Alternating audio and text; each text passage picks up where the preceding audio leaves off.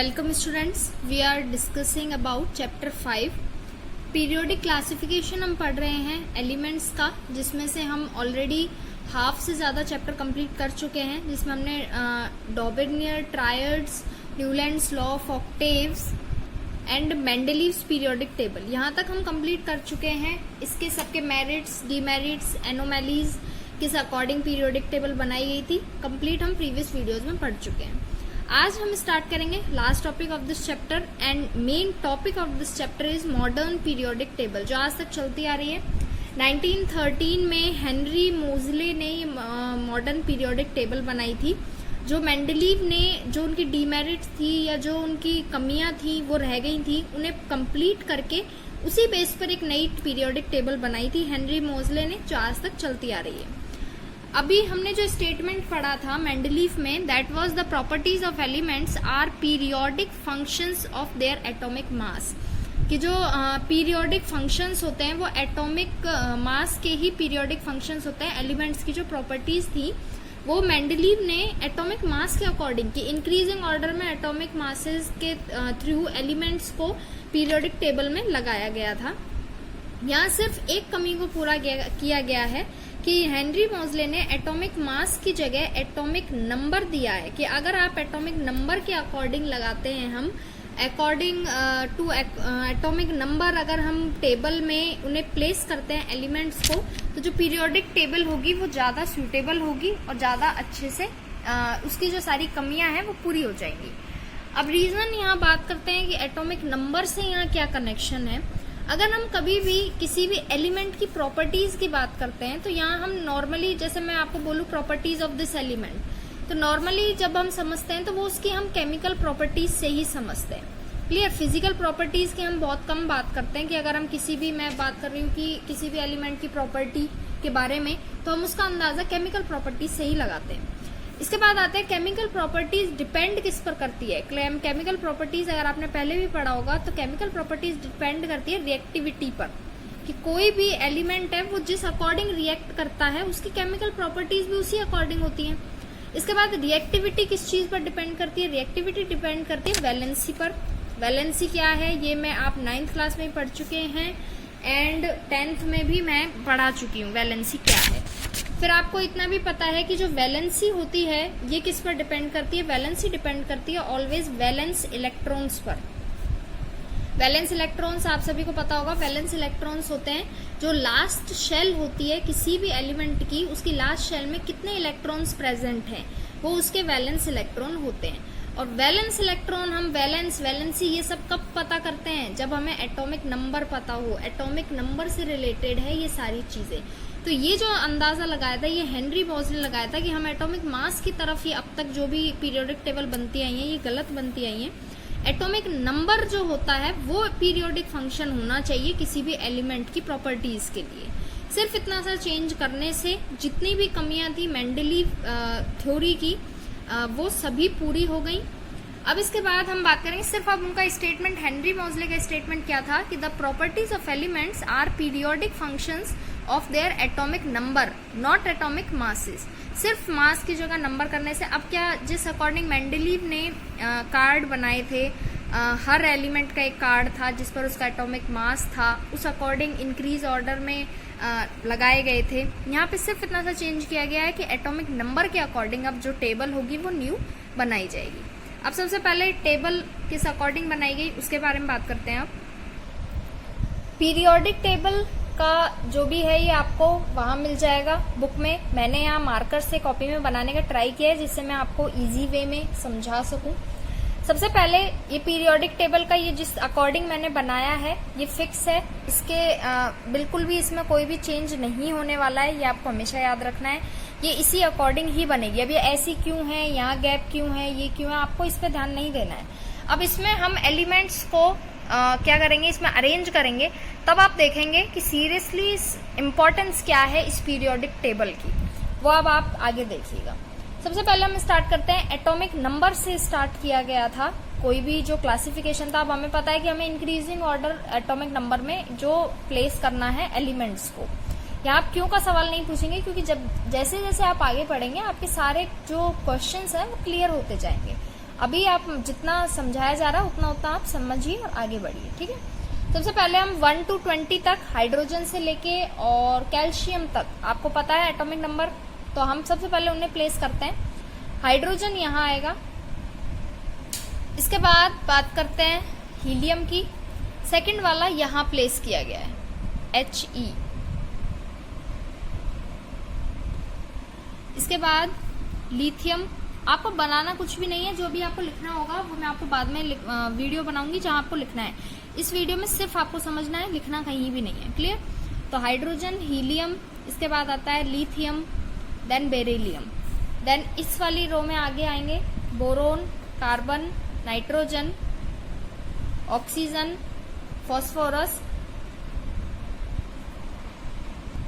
Neon, Ne। Then आएगा sodium, magnesium, aluminium, silicon, phosphorus, sulphur, chlorine, argon, potassium and calcium. ये तो 1 से लेके 20 तक आपने 9th क्लास में भी पढ़े हैं एंड 10th में भी अब पढ़ ही चुके हैं।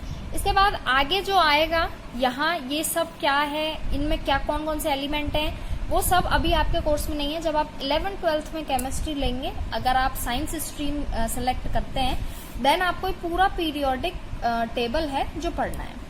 इसके बाद जो मेन है, जो आपको क्लास 10th स्टैंडर्ड में जरूरी है, वहाँ यहाँ सिर्फ इतना ही पढ़ाया जाएगा, क्लियर। तो अब आते हैं इसके बाद ये वाली जो रो है एंड ये वाली, इतना ये जितना पार्ट है ये और ये 1 2 ये सिर्फ इतना, इसको बोला जाता है एस ब्लॉक। इसको और इसको बोलते हैं एस ब्लॉक। क्यों बोलते हैं, सब कुछ आपको 11th-12th में डिटेल में मिलेगा। इसके बाद जब इधर आते हैं, देन ये यहाँ से लेके 1 2 3 4 5 6 ये कंप्लीट पोर्शन यहाँ से लेके और यहाँ तक, ये इसको बोला जाता है पी ब्लॉक। अभी जो बीच में जितना बचा है 1 2 3 4 5 6 7 8 9 10, ये 10 पार्ट और 4 इधर, इतना, दैट इज डी ब्लॉक। और अब आप ये जो नीचे देख रहे हैं, इसमें 15 है और ये कंप्लीट, ये अलग से है, दैट इज एफ ब्लॉक। यहां सिर्फ आपको नेम याद रखना है कि कौन सा ब्लॉक किस जगह पर है टेबल में। इसके बाद अगर मैं आपको नेम भी बताती हूँ, तो ये जो एस ब्लॉक है और ये जो पी ब्लॉक है, इसको तो बोला जाता है नॉर्मल एलिमेंट्स। ये नॉर्मल एलिमेंट्स हैं और हम क्लास 10th में नॉर्मल एलिमेंट्स के बारे में ही पढ़ेंगे। जो मेनली जो हम पढ़ेंगे वो एस ब्लॉक के बारे में एंड पी ब्लॉक की ही हम बात करेंगे क्लास 10th में। डी और एफ कंप्लीट जो है वो आपके 11th-12th में आपको कंप्लीट मिलेगा। डी ब्लॉक के जो एलिमेंट्स होते हैं उनका नेम भी मैं आपको बता देती हूँ, उनका नेम है ट्रांजिशन एलिमेंट्स। Transition elements. और ये जो एफ ब्लॉक है ये कैसे बना है मैं ये भी बता देती हूँ। ये जो डी ब्लॉक है इसका, ये डी ब्लॉक यहाँ से शुरू हो रहा है, तो ये वाला जो एलिमेंट है इसका आगे के एलिमेंट यहाँ बनाए गए हैं और इसके आगे के एलिमेंट यहाँ बनाए गए। कैसे, जैसे मान लीजिए अगर इसका नंबर 1 हुआ, नहीं यहाँ से अगर 1 यहाँ कुछ आएगा 1 2 3, तो इसके आगे के एलिमेंट यहाँ है 4 5 6 7 8 9 10 11 12 13 14 15 16 17 18, देन ये वाला जो है वो 19 है, ये इसके बाद वाला है। अब आप सोचेंगे कि ये 3 और 19 के बीच के जो एलिमेंट्स हैं इनको अलग क्यों किया गया है। रीजन इनका ये है कि अब जो हमने मेंडलीव में पढ़ा था कि इस रो में जितने भी होंगे उनकी सबकी प्रॉपर्टीज सेम होंगी, तो प्रॉपर्टीज के अकॉर्डिंग लगाया गया है। इस वजह से इनकी प्रॉपर्टीज अलग थी, इसलिए इनको अलग कर दिया गया है। सिमिलरली यहाँ भी जैसे मान लीजिए यहाँ 4 5 6 नंबर आया है यहाँ, तो यहाँ इसके आगे के इस नीचे वाली में 7 8 9 10 11 12 13 14 15 16 17 18 19 20 21, देन ये 22 वाला यहाँ मिलेगा आपको। दैट मीन इसके और इसके बीच वाले जो एलिमेंट्स है वो इधर प्लेस हैं, इसके और इसके बीच वाले एलिमेंट्स इधर प्लेस किए गए। तो ये आपको हमेशा याद रखना है कि जो एफ ब्लॉक बना है नीचे वाला, ये डी ब्लॉक के अंदर वाले ही एलिमेंट्स हैं। नंबर आप काउंट कर सकते हैं, 20 तक यहाँ आ गया, 21 22 23, 24, 25, 26, 27, 28, 29, 30 इस तरीके से आप पूरा यहाँ गिन लेना, पूरा यहाँ गिन लेना। यहाँ जो आएगा उससे आगे के एलिमेंट यहाँ है और फिर इसी अकॉर्डिंग इनका आगे का गिनना और यहाँ जो आएगा उससे नीचे के एलिमेंट यहाँ है। तो जब इसको ट्रांजिशन एलिमेंट्स बोला गया है तो ये भी तो इसी के अंदर से आया है। That's why D block F block वाले जो एलिमेंट्स हैं उन्हें इनर ट्रांजिशन एलिमेंट्स बोला जाता है। यहाँ प्लेस जगह नहीं है कॉपी में, अगर आप कहीं नोट करना चाहें तो आप नोट कर लेना। एफ ब्लॉक वाले एलिमेंट्स को इनर ट्रांजिशन वाले एलिमेंट्स बोला जाता है, इनर ट्रांजिशन एलिमेंट्स। तो ये तो बात हो गई कि ब्लॉक की कौन सा एस ब्लॉक है। ये वाला जो पार्ट है ये एस ब्लॉक है। सिमिलरली ये वाला जो पार्ट है यहाँ से यहाँ तक ये पी ब्लॉक है। बीच वाला ये जो पार्ट है ये डी ब्लॉक है और नीचे वाला एफ ब्लॉक है।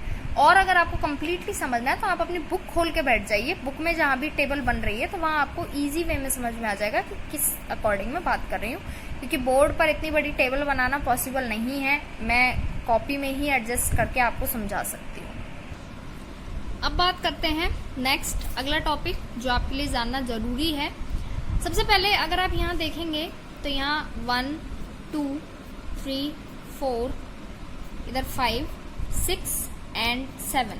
तो ये जो 7 हॉरिजॉन्टल रोज हैं, 7 हॉरिजॉन्टल रो, इन्हें क्या बोला जाता है? इन्हें पीरियड बोला जाता है।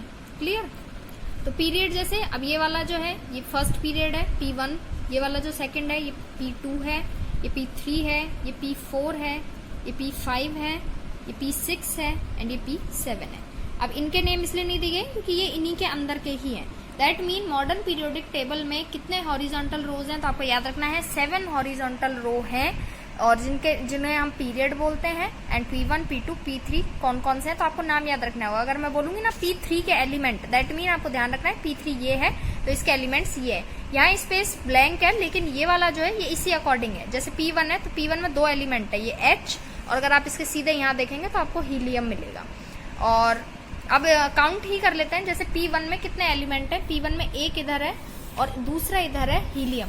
तो हाइड्रोजन और हीलियम यहाँ पर 2 एलिमेंट है, तो P1 में 2 एलिमेंट्स हैं, इसलिए इसे सबसे कम है, इसलिए P1 को शॉर्टेस्ट पीरियड बोला जाता है, शॉर्टेस्ट पीरियड। इसके बाद आते हैं P2 पर और P3 दोनों में इक्वल है। 1, 2, 3, 4, 5, 6, 7, 8 ही P2 में है और 8 ही P3 में है, तो इसमें 8 एलिमेंट्स हैं। दैट्स वाई इसे शॉर्ट पीरियड बोला जाता है। तो आपको नेम याद रखना है कि P1 जो है वो शॉर्टेस्ट पीरियड है, P2 और P3 है जिसे शॉर्ट पीरियड बोला जाता है।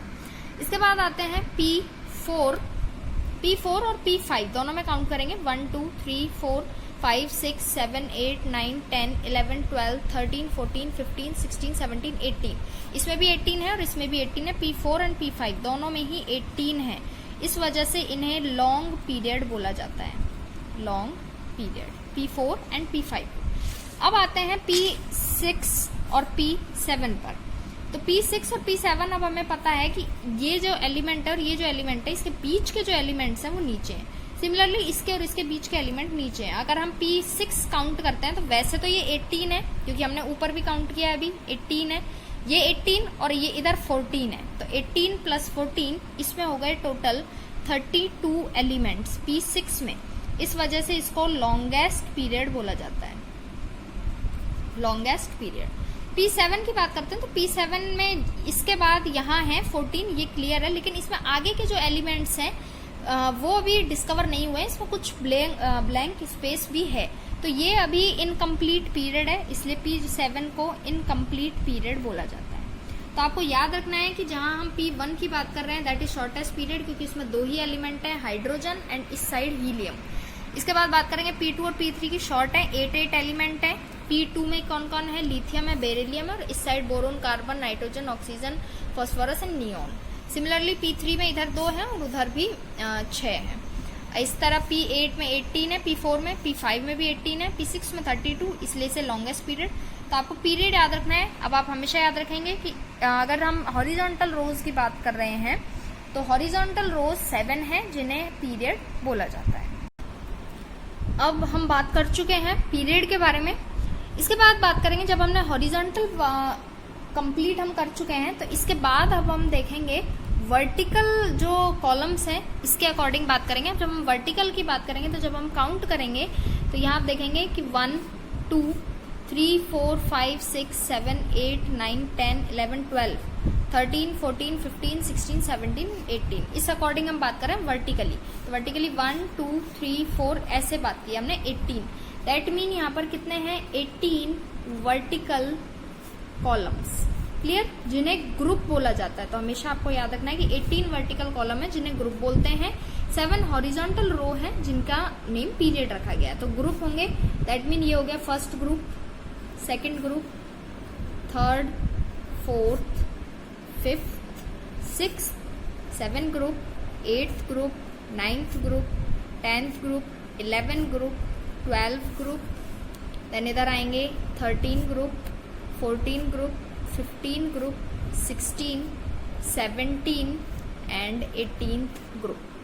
क्लियर, तो टोटल 18 ग्रुप है। अब मैं आपको यहाँ बता देती हूँ कि ये जो बीच वाला डी ब्लॉक है 3rd से लेके और 12th तक, ये आपके क्लास 10th में है ही नहीं। दैट मीन हम इनके बारे में तो बात करेंगे ही नहीं। हम बात अब इस आपकी क्लास 10th में किसकी करेंगे, सिर्फ एस ब्लॉक की, फर्स्ट ग्रुप, सेकेंड ग्रुप की, एंड पी ब्लॉक की बात करेंगे 13 से लेके 18 तक के ग्रुप के बारे में सिर्फ हम यहाँ बात करने वाले हैं। एस ब्लॉक में जितने भी एलिमेंट्स हैं ये मेटल्स होते हैं। मैं आपको बता देती हूँ, इधर नॉन मेटल प्रेजेंट है। यहाँ जब हम मेटल की बात करते हैं तो ये जो फर्स्ट हाइड्रोजन को छोड़ देना, ये हाइड्रोजन एक्सेप्शन है, ये मेटल में नहीं आता है। लिथियम से अगर हम नीचे बात करें, लिथियम, सोडियम, पोटेशियम, नीचे जितने भी एलिमेंट्स हैं, तो इस फर्स्ट ग्रुप वाले एलिमेंट्स को नेम दिया गया है एल्केलीन मेटल्स, एल्केलाइन मेटल्स। क्लियर, आप अपनी कोई भी रफ कॉपी ले सकते हैं जिसमें आप जो भी मैं बोलूँ वो आप लिख सकते हैं। लिखवाने का काम मैं बाद में करूँगी, लेकिन इतना डिटेल में नहीं लिखवाऊंगी मैं। थ्योरी जो आपको पेपर में लिखनी है कि हेनरी मोजले ने क्या क्या बताया था, थ्योरेटिकल पार्ट, यहाँ मैं आपको प्रैक्टिकली ही बता रही हूँ सब कुछ। तो ये आप कॉपी में बना के लिख सकते हैं। इसके बाद आते हैं सेकंड ग्रुप पर। सेकंड ग्रुप वाले जितने भी मेटल हैं, जिसमें क्या क्या है, बेरिलियम, मैग्नीशियम, कैल्शियम और नीचे जितने भी मेटल्स हैं, इनको बोला जाता है alkaline earth metals. Alkaline earth metals. Earth metal क्यों बोला जाता है, क्योंकि ये अर्थ की क्रस्ट में पाए जाते हैं, दैट्स व्हाई इनका नेम एल्केलाइन अर्थ मेटल्स रखा गया है। इसके बाद आते हैं इधर 17 ग्रुप पर। 17 ग्रुप में है यहाँ पर, सॉरी ये फ्लोरीन है, एफ है ये, ठीक है। फ्लोरीन, क्लोरीन, ब्रोमीन, आयोडीन, क्योंकि ये आपको एस ग्रुप तो वो सॉरी पी ब्लॉक पूरा पढ़ना पड़ेगा एंड एस ब्लॉक भी पूरा पढ़ना है, तो इसलिए मैं बता रही हूँ कि 17 ग्रुप में कौन कौन से एलिमेंट है। Fluorine, chlorine, bromine, iodine and astatine. Clear, तो ये हो गए 17 ग्रुप के। यहाँ इधर डिसाइडेड नहीं है अभी। 17 ग्रुप में जितने भी एलिमेंट्स हैं इन्हें हेलोजेंस बोला जाता है, HALOGEN, हेलोजन। तो आपको याद रखना होगा, अगर कहीं भी हेलोजन वर्ड आता है दैट मीन यहाँ किसकी बात हो रही है, fluorine, chlorine, bromine, iodine. 17 group में जो एलिमेंट्स हैं उन्हें हेलोजन बोला जाता है। 18 ग्रुप के एलिमेंट्स की बात करते हैं, helium, neon, argon, krypton, Kr, xenon, Xe and radon, Rn। Clear, तो ये जो एलिमेंट्स हैं 18 ग्रुप, इसे बोला जाता है नोबल गैस।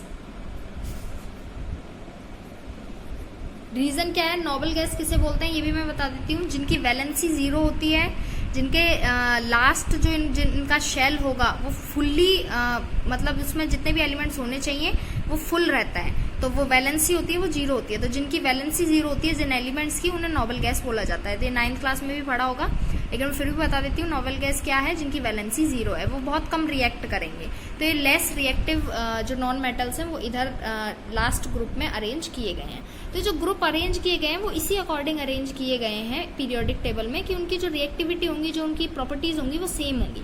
हेलोजन की जब हम प्रॉपर्टीज की बात करेंगे उनकी सबकी सेम होगी। 18 ग्रुप में जितने भी एलिमेंट्स उनकी वैलेंसी 0 है, एक मैं बता चुकी हूँ आपको एक प्रॉपर्टी। तो इसी तरह हम 13, 14 सारे ग्रुप की इंडिविजुअल बात करेंगे। और डी ब्लॉक और एफ ब्लॉक तो आपको अभी पढ़ना ही नहीं है 10th क्लास में। तो मैं आपको बता चुकी हूँ कि हाँ इस क्लास में हम एस ब्लॉक पढ़ेंगे एंड पी ब्लॉक पढ़ेंगे। एस ब्लॉक के एलिमेंट्स में बता देती हूँ, एल्कलीन मेटल्स बोला जाता है फर्स्ट ग्रुप के एलिमेंट्स को। ये मैं लिथियम, सोडियम, पोटेशियम 20 तक तो आपको पता ही है। इसके बाद मैं बता देती हूँ आपको इसके नीचे इधर RB, CS and FR, clear. And second में इधर SR, BA एंड RA। तो ये तो हो गया first group. And second group इधर जो हम बात करेंगे mainly halogens and noble gas मैं आपको बता ही चुकी हूँ। नंबर एक चीज और मैं आपको बता देती हूँ जो मैं यहाँ बता रही थी कि 7 हॉरिजॉन्टल रो हैं जिन्हें पीरियड्स बोलते हैं, ये ग्रुप्स हैं। और जैसे आप काउंट करेंगे 20 तक यहाँ है तो मेनली तो आपको वैसे 20 तक ही याद रखना है। इसके बाद जब आगे इस तरीके से काउंट करेंगे तो ये वाला जो एलिमेंट है ये इसका नंबर है 57, ठीक है। तो ये है 57, दैट मीन F ब्लॉक जहां से स्टार्ट हो रहा है ये 58 है। तो 57 के बाद 58 एलिमेंट यहाँ है, 59 एटॉमिक नंबर के अकॉर्डिंग बता रही हूँ, 59, 60, 61, आगे आप काउंट कर लेना, आगे 14, और ये वाला जो एलिमेंट है दैट इज 72 नंबर वाला। दैट मीन कि 57 से लेके और 71 के जो एलिमेंट हैं वो नीचे हैं, और 72, 73, 74 इस अकॉर्डिंग ये चलेंगे। इसके बाद जब यहाँ आएंगे तो ये वाला जो है ये यहाँ पे आपको 89 एटॉमिक नंबर वाला एलिमेंट मिलेगा। 89 एटॉमिक के बाद 90 एंड देन 91, 92, 93 इस अकॉर्डिंग चलेंगे। और ये वाला जो एलिमेंट है दैट इज 104, दैट मीन 103 से पहले वाले जो एलिमेंट है वो नीचे है। अब मैं ये बता देती हूँ कि ये वाला जो एलिमेंट है इसका नेम है लेंथेनाइड। यहाँ पर जो एलिमेंट है वो लेंथेनाइड है। तो तो यहाँ 57 नंबर पर लेंथीनियम है, ये 57 पर। तो 57 के बाद वाले जो एलिमेंट्स है ये 58 से लेके यहाँ तक के इनको बोला जाता है लेंथेनॉइड्स। एंड 89 पर जो एलिमेंट है उसका नेम है एक्टीनियम। तो इसके बाद के नीचे यहाँ है तो इनको बोला जाता है एक्टिनॉइड्स। तो ये आपको याद रखना है, बाकी आप 11th-12th में और डिटेल में पढ़ लेंगे इसके बारे में। यहाँ हम बात क्योंकि डी ब्लॉक की कर ही नहीं रहे हैं, लेकिन मैं फिर भी एक बेसिक नॉलेज दे रही हूँ। 57 पर लेंथीनियम है, तो 57 के आगे के जो एलिमेंट है एफ ब्लॉक में इनको लेंथेनॉइड्स बोला गया है, ऊपर वाली रो को। एंड 89 पे जो है यहाँ एक्टीनियम है, इसलिए इस वजह से इस नीचे वाली रो को एक्टेनॉइड्स बोला जाता है। तो ये इनके नेम है। बाकी हमें जो बात करनी है यहाँ एल्कली मेटल्स जो ग्रुप 1 में है, एल्केनाइन अर्थ मेटल्स जो ग्रुप 2 में है, 17 ग्रुप का नेम हेलोजन है एंड 18 ग्रुप का नेम नोबल गैस है। इनके बारे में हम मेनली बात करेंगे।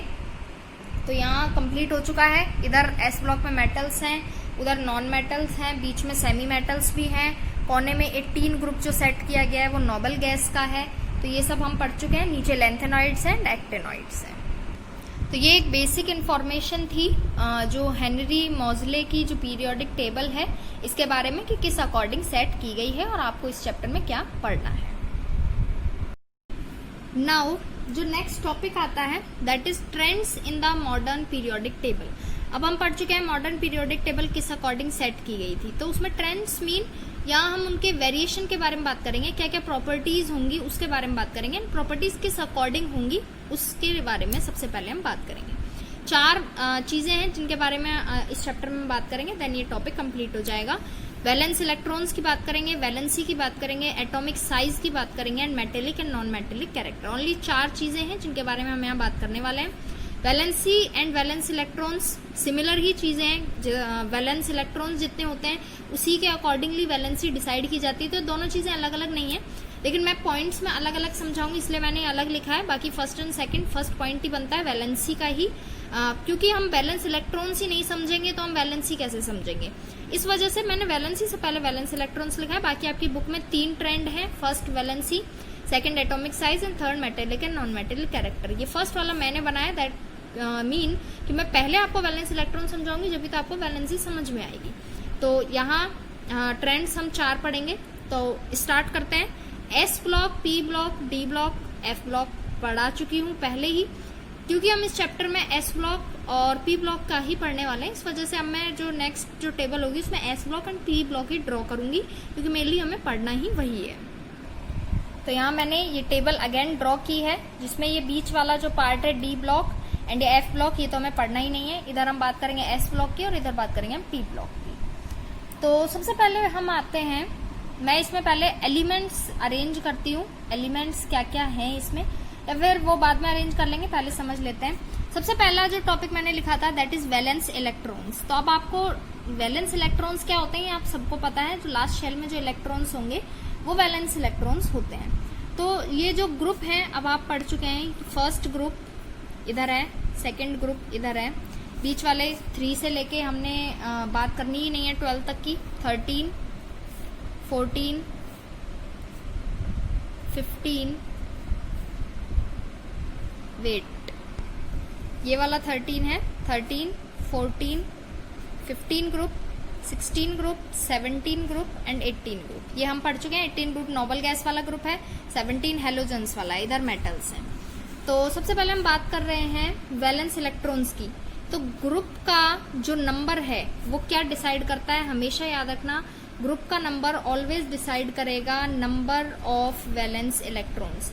ग्रुप का नंबर जितना होगा दैट मीन उसमें इलेक्ट्रॉन्स, वैलेंस इलेक्ट्रॉन्स उतने ही है। तो हमें डायरेक्ट अब किसी भी एटम का, किसी भी एलिमेंट का डायरेक्ट याद रखने की जरूरत नहीं है कि हम पहले काउंट करेंगे, पहले उसका एटॉमिक नंबर ढूंढेंगे, देन हम उसका जो शेल है वो बनाएंगे और देन हम वैलेंस इलेक्ट्रॉन्स निकालेंगे, उसकी जरूरत ही नहीं है। ग्रुप का जो नंबर है, जिस ग्रुप में वो अरेंज किया गया है, वो ही उसका नंबर ऑफ वैलेंस इलेक्ट्रॉन है। दैट मीन कि अगर फर्स्ट ग्रुप की जब हम बात करेंगे तो फर्स्ट ग्रुप में सोडियम, कैल्शियम, पोटेशियम है वो, एंड यहाँ पर है beryllium, magnesium, calcium and radon. तो ये जो बात हो रही है फर्स्ट ग्रुप की एंड सेकंड ग्रुप की, इसमें फर्स्ट ग्रुप में जितने भी एलिमेंट्स हैं दैट मीन उन सब में वैलेंस इलेक्ट्रॉन्स कितने हैं, एक ही वैलेंस इलेक्ट्रॉन होगा। अब आप काउंट करके देखना कि ये जो चीज मैं बोल रही हूँ ये सच में सच है या नहीं है। जैसे मैं आपको एक एग्जांपल देके बताती हूँ, जहां हम सोडियम की बात करते हैं तो सोडियम का जो एटॉमिक नंबर होता है वो 11 होता है, आप सभी को पता है। 11 को जब हम अरेंज करेंगे शेल में तो 2 इलेक्ट्रॉन अंदर वाले शेल में आएंगे, इससे बाहर वाले शेल में 8 आएंगे, 8 एंड 2 10, और लास्ट वाले जो शेल में 1 इलेक्ट्रॉन आएगा। तो वैलेंस इलेक्ट्रॉन्स कितने हो गए, 1। तो दैट मीन फर्स्ट ग्रुप में जितने भी एलिमेंट्स हैं उनका वैलेंस इलेक्ट्रॉन्स का जो नंबर है वो 1 है। सेकेंड ग्रुप में जितने भी एलिमेंट्स होंगे उनमें 2 ही वैलेंस इलेक्ट्रॉन्स होंगे। ये वाली बीच वाली बात हम कर ही नहीं रहे, डायरेक्ट आते हैं 13 ग्रुप पर। अब 13 ग्रुप है दैट नॉट मीन कि वैलेंस इलेक्ट्रॉन 13 हो जाएंगे, हो ही नहीं सकता। यहाँ सिर्फ एक रिप्रेजेंटेशन की बात हो रही है, क्योंकि 13 का मतलब है 2, 8 एंड 3। फर्स्ट शेल में 2, सेकेंड शेल में 8 एंड थर्ड शेल में 3। तो यहाँ पर 2 और 8 तो फिल्ड शेल है, दैट मीन 13 ग्रुप में कितने वैलेंस इलेक्ट्रॉन्स होंगे, 3। 14 ग्रुप में वैलेंस इलेक्ट्रॉन्स होंगे 4, बाहर की शेल की इलेक्ट्रॉन्स की बात कर रहे हैं हम। 15 ग्रुप में बाहर की शेल में 5 इलेक्ट्रॉन होंगे। 16 ग्रुप में जितने भी हम एलिमेंट्स होंगे उनके सबके ही बाहर आउटर शेल में 6 इलेक्ट्रॉन प्रेजेंट होंगे। 17 ग्रुप में जितने भी एलिमेंट्स होंगे उनके सबके आउटर शेल में 7 इलेक्ट्रॉन होंगे एंड 18 वाले में 8 इलेक्ट्रॉन होंगे। तो बाहर की शेल में 8 इलेक्ट्रॉन का मतलब कि जो वैलेंसी है वो 0 हो जाती है, दैट मीन बाहर की शेल फिल है। 18 ग्रुप में जितने भी एलिमेंट्स होंगे आप सभी को पता है एलिमेंट्स कौन कौन से, मैं अभी इसमें लिख दूंगी, फिल कर दूंगी इसे। 18 ग्रुप में जितने भी एलिमेंट्स होंगे सबके ही जो बाहर की शेल होगी वो ऑलवेज फिल होगी और वैलेंसी 0 होगी। तो यहाँ हमने फर्स्ट टॉपिक के बारे में बात की है, वैलेंस इलेक्ट्रॉन के बारे में। ग्रुप के अकॉर्डिंग ग्रुप का नंबर ही डिसाइड करेगा कि जो वैलेंस ऑफ इलेक्ट्रॉन्स का नंबर है वो कितना है। फर्स्ट ग्रुप में वैलेंस इलेक्ट्रॉन 1 है, दैट मीन वैलेंस इलेक्ट्रॉन मतलब बाहर की शेल में कितने इलेक्ट्रॉन है। तो फर्स्ट ग्रुप में बाहर की शेल में 1 इलेक्ट्रॉन है, सेकेंड ग्रुप में बाहर की शेल में 2 इलेक्ट्रॉन है। सिमिलरली 13 में 3 है, 14 में 4 है एंड 18 में 8 है। अब ये तो हमने बात की है ग्रुप के बारे में कि ग्रुप नंबर क्या रिप्रेजेंट करता है। पीरियड भी हमने पढ़े हैं, जो हॉरिजॉन्टल रो है 7, ये पीरियड्स हैं। ये फर्स्ट पीरियड है, ये second period, third period, fourth period, 5th, 6th and 7। Period number क्या डिसाइड करेगा, पीरियड नंबर हमेशा याद रखना, पीरियड नंबर ऑलवेज डिसाइड करता है नंबर ऑफ शेल्स, कितनी शेल प्रेजेंट होंगी। फर्स्ट पीरियड में कितने एलिमेंट है, 2 ही एलिमेंट है, हम पहले बता चुके हैं, हाइड्रोजन एंड इधर है हीलियम। तो दैट मीन कि जो नंबर ऑफ शेल होगी वो 1 ही होगी, एक ही शेल प्रेजेंट होती है, only K shell. Similarly second period पर आते हैं, सेकंड पीरियड में 8 एलिमेंट्स हैं, उन सब में 2 शेल प्रेजेंट होंगी। थर्ड पीरियड में जितने भी एलिमेंट्स हैं उन सब में 3 शेल्स प्रेजेंट होंगी। फोर्थ पीरियड में 4 सेल्स, 5th पीरियड में 5 सेल्स, 6 पीरियड में 6 सेल एंड 7 पीरियड में 7 शेल्स। अब ये जो मैं बता रही हूँ ये तो डायरेक्ट जैसे कोई डायरेक्ट फॉर्मूला हो गया किसी चीज़ का याद रखने का। आप इसका एक्सप्लेनेशन खुद आप सोच समझ के पता कर सकते हैं कि ये चीज़ सही बताई जा रही है या नहीं बताई जा रही है। जैसे मैंने 11 नंबर पर था सोडियम, तो ये तो मैंने बताया 281 होता है, दैट मीन फर्स्ट ग्रुप में, दैट मीन उसके बाहर के उसमें एलिमेंट में एक जो है इलेक्ट्रॉन प्रेजेंट है। लेकिन अगर हम देखें कि अगर हम पीरियड के अकॉर्डिंग देखें तो थर्ड पीरियड में आता है ये वाला एलिमेंट थर्ड पीरियड में, तो थर्ड पीरियड में कितने शेल होंगी? 3 सेल ही होंगी।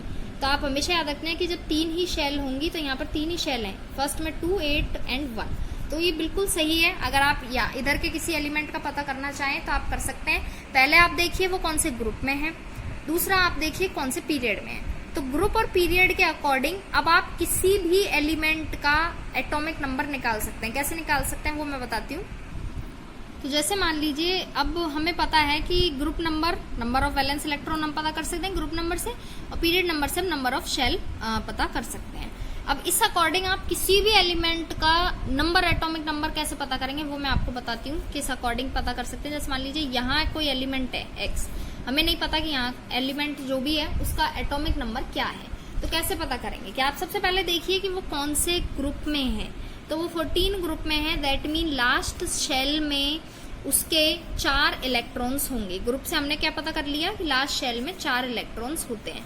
और इधर देख लीजिए कौन से पीरियड में है, थर्ड पीरियड में, दैट मीन उसमें 3 शेल होंगी। तो जब आप डायग्राम सोचेंगे कि first shell, second shell and third shell, 3 तो इसमें शेल हैं, ये हमने कैसे पता करा? पीरियड के अकॉर्डिंग।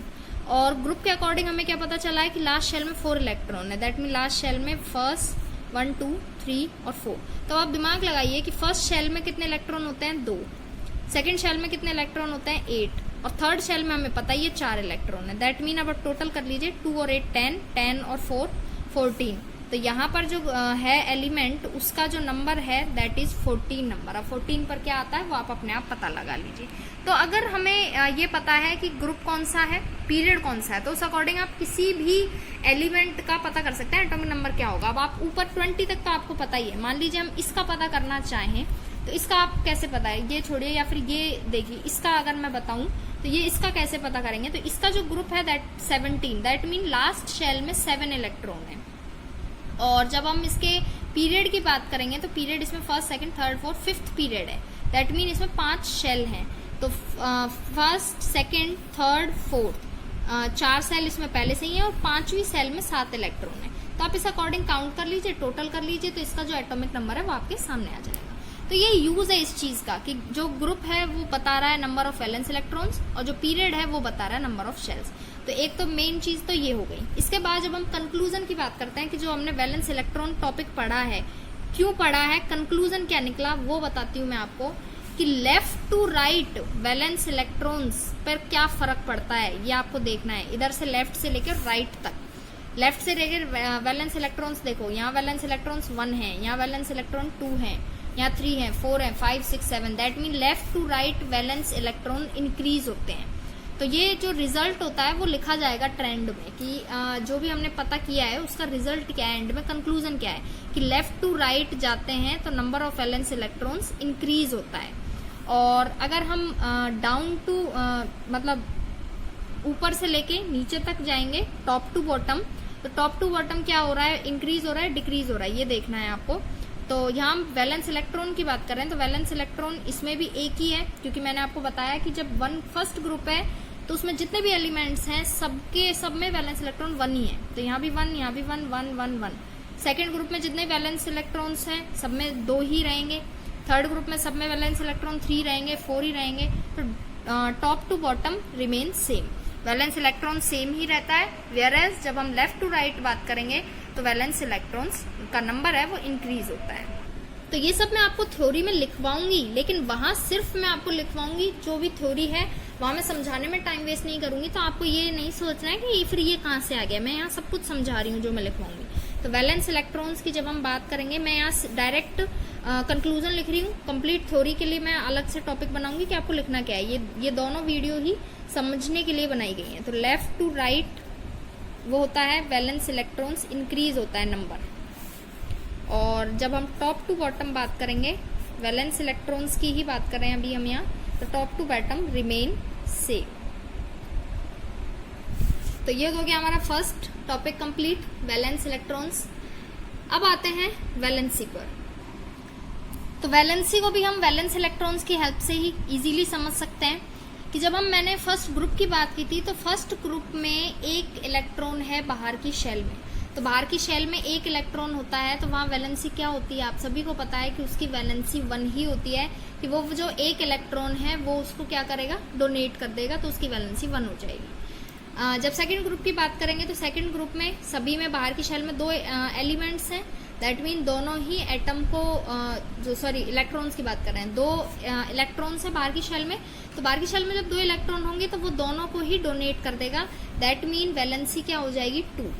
आप लिखते जाना वैलेंसी। बात करेंगे 13 ग्रुप की, तो 13 ग्रुप में बाहर की शेल में 3 इलेक्ट्रॉन प्रेजेंट है, 3 इलेक्ट्रॉन प्रेजेंट होंगे तो तीनों को दे देगा, दैट मीन वैलेंसी हो गई 3। 14 ग्रुप में जब बाहर की शेल में 4 इलेक्ट्रॉन प्रेजेंट हैं, तो वो चारों को ही दे देगा, या फिर 4 ले भी सकता है। तो जो 14 ग्रुप की जो वैलेंसी होती है वो होती है 4। अब आते हैं 15 ग्रुप पर। 15 ग्रुप के बाहर की शेल में 5 इलेक्ट्रॉन है, तो बाहर की शेल में 5 इलेक्ट्रॉन होंगे तो ये 5 देता नहीं है, वैलेंसी 5 नहीं होगी। आपको ऑलवेज पता है कि ये 5 देना बहुत मुश्किल है, वेरएज कंप्लीट करने के लिए 8 बनाने के लिए 3 लेना इजी है। ये सब मैं आपको वैलेंसी पहले भी पढ़ा चुकी हूँ, तो इसलिए मैं दोबारा एक्सप्लेन नहीं करने वाली हूँ। तो जो 5 इलेक्ट्रॉन है बाहर की शेल में, दैट मीन उसकी वैलेंसी हो गई 3, ये 3 इलेक्ट्रॉन ले लेगा। इसके बाद जो 16 ग्रुप है उसमें 6 इलेक्ट्रॉन है बाहर की शेल में, तो 6 देगा नहीं, 8 करने के लिए क्या कर सकता है, ये 2 लेगा, दैट मीन इसकी वैलेंसी हो जाएगी 2। 17 ग्रुप में जितने भी एलिमेंट है उनके पास 7 इलेक्ट्रॉन पहले से हैं, एक और वो ले लेंगे तो वैलेंसी हो जाएगी 1। और 18 ग्रुप में शेल फुल है, 8 है, तो वैलेंसी 0। तो वैलेंसी पर क्या इफेक्ट पड़ा, लेफ्ट टू राइट, कि इसकी 1 है, देन 2 है, देन 3, 4 और देन डिक्रीज। तो लेफ्ट टू राइट क्या कंक्लूजन निकलेगा वैलेंसी का, कि firstly increase and then decrease. अब अगर हम टॉप टू बॉटम बात करते हैं, तो जब हमने बोला कि जब वैलेंस इलेक्ट्रॉन्स भी सेम ही हैं, 1 1 1 1 1 2 2 2 3 3 3 3 3, तो सबकी जो वैलेंसी होगी वो भी तो सबकी सेम ही होगी। इसमें जितने भी एलिमेंट्स होंगे उनकी वैलेंसी 1 ही रहेगी, इसमें जितने भी एलिमेंट्स होंगे उनकी सबकी वैलेंसी 2 ही रहेगी, यहाँ सबकी वैलेंसी 3 रहने वाली है, यहाँ 4, यहाँ अगेन 3 रहेगी सबकी, यहाँ सबकी वैलेंसी 2 रहेगी, यहाँ सबकी वैलेंसी 1 रहेगी और यहाँ सबकी वैलेंसी 0। तो टॉप टू बॉटम जब वैलेंस इलेक्ट्रॉन्स भी सेम है तो वैलेंसी भी सेम ही रहती है। सिर्फ फर्क कहाँ पड़ा है, left to right valence electrons तो इंक्रीज होते जाते हैं, लेकिन वैलेंसी पहले इंक्रीज होगी 4 तक एंड देन डिक्रीज होगी, क्योंकि 5 इलेक्ट्रॉन है तो वो 5 देगा नहीं, 3 लेना ईजी है, दैट वाई वो 3 इलेक्ट्रॉन्स लेगा। तो यहाँ हम जो कंक्लूजन निकालेंगे वैलेंसी का, that is top to bottom तो वैलेंसी का यही है, रिमेन सेम। और वैलेंसी का लेफ्ट टू राइट की जब हम बात करेंगे, लेफ्ट टू राइट पहले इंक्रीज देन डिक्रीज। क्लियर। तो यहाँ हमने 2 टॉपिक कंप्लीट किए हैं, valence electrons left to right बढ़ते हैं। फर्स्ट ग्रुप में एक ही इलेक्ट्रॉन होगा, 13 ग्रुप में 3 इलेक्ट्रॉन, 18 ग्रुप में 8 इलेक्ट्रॉन। और वैलेंसी जो होती है वो लेफ्ट टू राइट पहले बढ़ेगी 14 ग्रुप तक, देन डिक्रीज होगी। और जो टॉप टू बॉटम है दोनों ही सेम रहती है, वैलेंस इलेक्ट्रॉन्स भी सेम रहेंगे, वैलेंसी भी सेम रहेगी।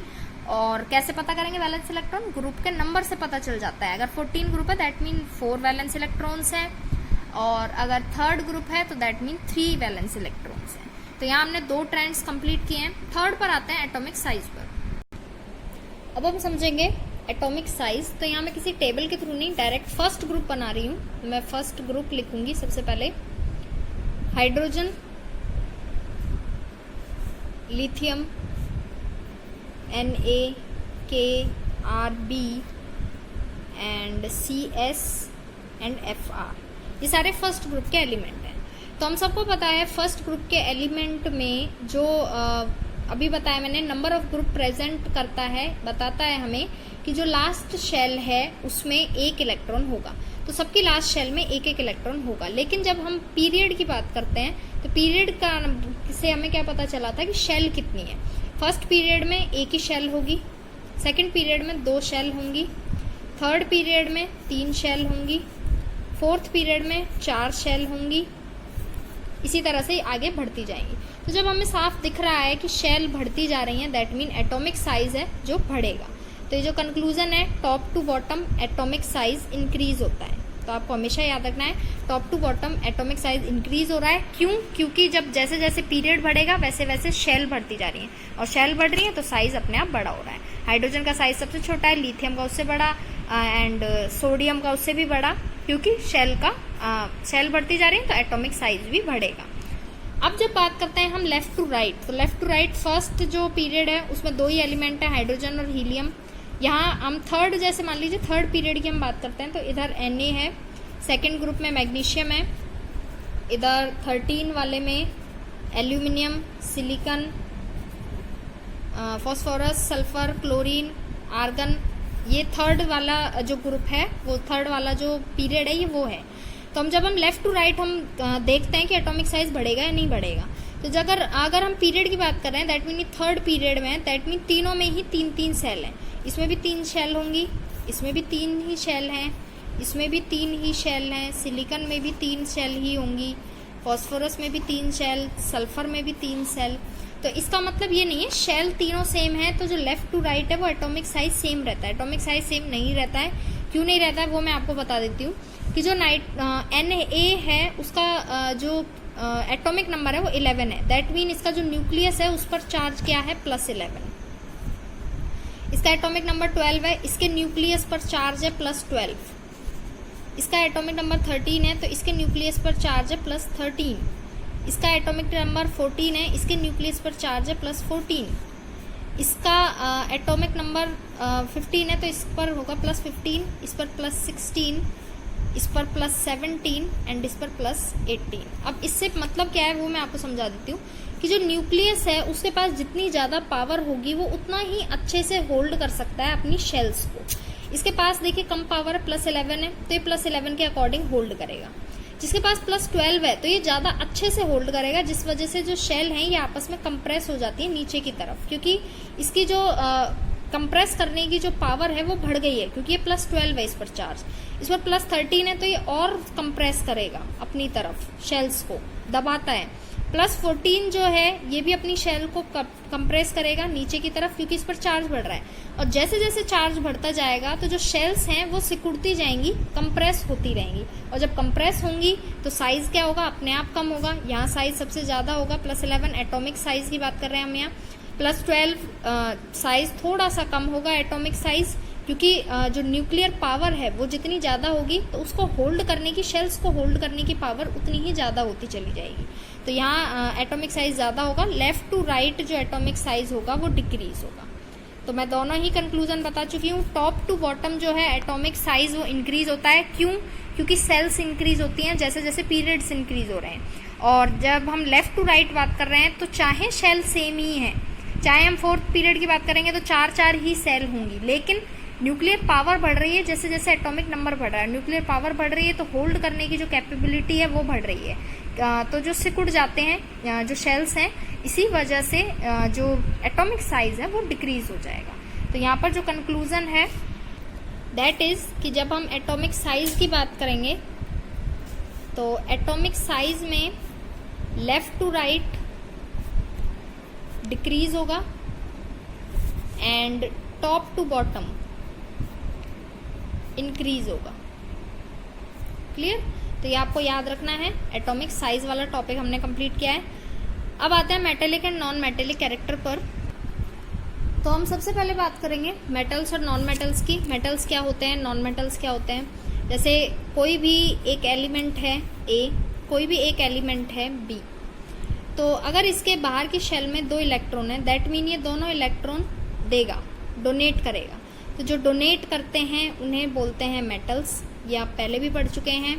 और जैसे कोई भी है, अगर इसकी बाहर की शेल में 7 इलेक्ट्रॉन है तो ये 1 इलेक्ट्रॉन लेना चाहेगा, तो जो लेते हैं दे आर नॉन मेटल्स। तो ये हम प्रीवियस क्लास में पढ़ चुके हैं। यहाँ हम बात कर रहे हैं वो एक अलग बात कर रहे हैं कि left to right metallic nature है, जो बढ़ेगा घटेगा, क्या होगा, टॉप टू बॉटम क्या होगा, वो हम बात कर रहे हैं। मान लीजिए इसी की बात करते हैं। पहले लेफ्ट टू राइट बात करेंगे, Na, Mg, Al, Si।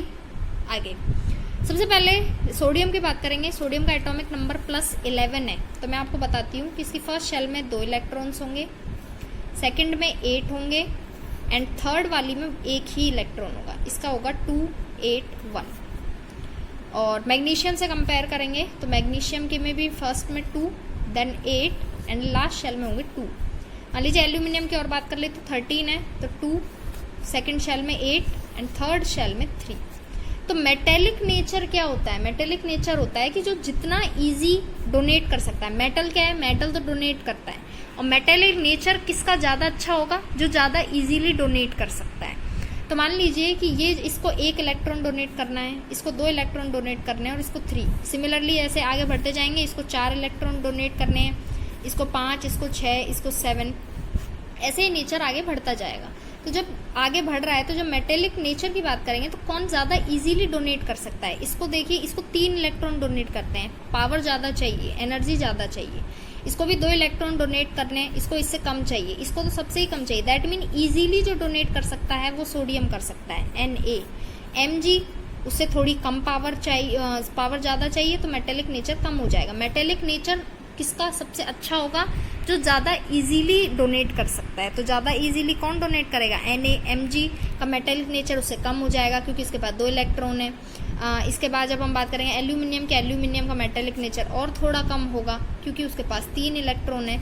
तो दैट मीन क्या कंक्लूजन है कि left to right metallic nature जो है वो डिक्रीज हो रहा है। सबसे अच्छा मेटेलिक नेचर फर्स्ट ग्रुप वालों का होगा, उससे थोड़ा कम सेकंड ग्रुप वालों का, देन थर्ड, फोर्थ, एंड तक 18 तक आते आते मेटेलिक नेचर खत्म ही हो जाता है। और हमने पीरियोडिक टेबल में भी पढ़ा है कि इधर बेस्ट मेटल्स हैं और इधर बेस्ट नॉन मेटल्स हैं। क्लियर? तो ये मेटल नहीं है तो इधर वाले नॉन मेटल होंगे क्योंकि मेटेलिक नेचर कम होता जा रहा है। जब हम बात करेंगे टॉप टू बॉटम की, तो टॉप टू बॉटम मान लीजिए ये दोनों ही एग्जांपल ले लेते हैं, लिथियम वाला एंड सोडियम वाला। लिथियम जो है इसका एटॉमिक नंबर होता है 3। तो अगर मैं 3 का शेल बनाऊं तो फर्स्ट शेल में इसके 2 इलेक्ट्रॉन्स हैं एंड सेकंड शेल में 1 इलेक्ट्रॉन होगा। ये तो हो गया लिथियम। और जहाँ आप सोडियम की बात कर रहे हैं तो सोडियम के फर्स्ट शेल में 2 इलेक्ट्रॉन्स हैं, सेकंड शेल में 8 इलेक्ट्रॉन है एंड थर्ड शेल में 1 इलेक्ट्रॉन है। यहाँ इसके पास 2 शेल हैं, यहाँ इसके पास 3 शेल हैं। मैं यहाँ पहले भी बता चुकी हूँ कि ये जो ग्रुप है इनमें सबके पास 1 ही इलेक्ट्रॉन है। बाहर वाली शेल में सबके पास 1 इलेक्ट्रॉन है, सबको ही 1 इलेक्ट्रॉन ही डोनेट करना है। लेकिन जैसे जैसे शेल बढ़ती जा रही हैं, क्योंकि इसके पास 1 शेल होगी, इसके पास 2, इसके पास 3, इसके पास 4, तो बाहर वाला जो इलेक्ट्रॉन है उस पर जो होल्ड करने की जो पावर है वो कम होती जा रही है, बढ़ती जा रही है। इसके पास पावर, ये अपने 1 इलेक्ट्रॉन पर पावर ज़्यादा अच्छे से रख सकता है क्योंकि इसके पास 1 ही शेल है। जो डिस्टेंस है न्यूक्लियस की वो बहुत कम है। लिथियम के पास बाहर की शेल में 1 इलेक्ट्रॉन है लेकिन डिस्टेंस थोड़ी ज़्यादा हो गई। सोडियम के पास बाहर की शेल में 1 इलेक्ट्रॉन है लेकिन डिस्टेंस और भी ज़्यादा हो गई। तो डिस्टेंस जैसे जैसे बढ़ रही है और डिस्टेंस जितनी ज़्यादा बढ़ेगी दैट मीन उस पर उसका होल्ड करने की पावर कम होगी। होल्ड कम कर पाएगा तो इजीली डोनेट कर देगा। तो जो सोडियम है वो ज़्यादा अच्छे से डोनेट कर सकता है, इजीली डोनेट कर सकता है इस 1 इलेक्ट्रॉन को बजाय लिथियम के, क्योंकि इसकी पावर अच्छी है, पकड़ अच्छी है न्यूक्लियस की इलेक्ट्रॉन पर। और ये थोड़ा दूर है क्योंकि डिस्टेंस बहुत ज़्यादा हो गई। तो ये कम मतलब बहुत ही टफ रेयर केस है जो ये अपना इलेक्ट्रॉन छोड़ेगा। इसकी पावर ज़्यादा है, इसकी थोड़ी और ज़्यादा है, इसकी ये और इजीली डोनेट कर सकता है, ये और भी इजी डोनेट कर देगा क्योंकि दूरी बढ़ रही है, डिस्टेंस बढ़ रही है। सिमिलरली यहाँ तक आते आते डिस्टेंस बढ़ती जाती है और जो पावर है वो कम होती जाएगी और इजीली डोनेट हो सकता है। तो जो मेटेलिक नेचर है वो ऊपर से नीचे इंक्रीज होता है। तो कंक्लूजन क्या है? Metallic nature top to bottom increase होगा क्योंकि न्यूक्लियस की जो पावर है होल्ड करने की वो कम होती जाएगी और इजीली डोनेट होगा। और मेटेलिक नेचर की बात कर रहे हैं, मेटेलिक नेचर क्या है कि इलेक्ट्रॉन जितना इजीली डोनेट किया जा सके, तो इजीली डोनेट नीचे ऊपर से लेके नीचे तक बढ़ रहा है। एंड लेफ्ट टू राइट जब बात करेंगे तो लेफ्ट टू राइट कम होता है क्योंकि वही रीज़न है। यहाँ 1 इलेक्ट्रॉन को डोनेट करना ईजी है, 2 को डोनेट करना थोड़ा हार्ड है, 3 को डोनेट करना और हार्ड है। तो मेटेलिक नेचर की बता दिया, इंक्रीजिंग डिक्रीजिंग। और जब नॉन मेटल की बात करते हैं तो नॉन मेटल और मेटल एक दूसरे के जस्ट अपोजिट है। तो नॉन मेटल्स में इधर डिक्रीजिंग है मेटल में तो इधर इंक्रीजिंग हो जाएगा, और इधर इंक्रीजिंग है तो नॉन मेटल्स में इधर डिक्रीजिंग हो जाएगा। तो यहाँ पर अपना ये जो मेटेलिक एंड नॉन मेटेलिक जो कैरेक्टर है इसका कंक्लूजन है। जब हम मेटेलिक नेचर की बात करेंगे तो metallic nature left to right decrease होगा और टॉप टू बॉटम इंक्रीज होगा। सिमिलरली नॉन मेटेलिक जो नेचर होगा वो लेफ्ट टू राइट, ये जब डिक्रीज है तो लेफ्ट टू राइट इंक्रीज होगा and top to bottom decrease होगा। ये बिल्कुल उल्टा है इसका। तो यहाँ पर अपने ये चारों ट्रेंड्स कंप्लीट हो चुके हैं। Valence electrons, valency, atomic size, metallic and non metallic character. यहाँ पर चैप्टर कंप्लीट होता है। ये हेनरी मोजले की हमने मॉडर्न पीरियोडिक टेबल जो आपके कोर्स में है वो हम पढ़ चुके हैं। लास्ट में एनोमेलीज आती हैं कि क्या कमियां रह गई। इसमें भी कुछ कमियां हैं। इसमें कमियां ये हैं कि जब हम आइसोटोप्स की बात करते हैं, हाइड्रोजन के जो आइसोटोप्स हैं, प्रोटियम, ड्यूट्रियम, ट्राइट्रियम, इनको इस मॉडर्न पीरियोडिक टेबल में कोई जगह नहीं मिली है। लेकिन कमियां इसमें भी हैं, लेकिन कमियां बहुत कम हैं। अच्छाई जो है, अच्छी चीजें हैं वो बहुत ज्यादा हैं। इस वजह से मॉडर्न पीरियोडिक टेबल आज तक चलती आ रही है, बहुत सक्सेसफुल है। अब यहाँ पर अपने समझने वाला पार्ट कंप्लीट हो चुका है। जितना भी आपने समझा है, अब जो नेक्स्ट वीडियो आपको रिसीव होगी वो आपको कंप्लीट थ्योरेटिकल पार्ट की रिसीव होगी। जितना भी समझाया है वो सब लिखवाया जाएगा। दोबारा नहीं समझाऊंगी मैं, ओनली लिखवाऊंगी ही। आपको समझना है तो आप ये वीडियो दोबारा देख सकते हैं। और आपको जो लिखना है थ्योरेटिकल पार्ट, जो क्वेश्चन आएगा कि आपको मॉडर्न पीरियोडिक टेबल क्या है एक्सप्लेन कीजिए, वो पार्ट आपको नेक्स्ट वीडियो में रिसीव होगा।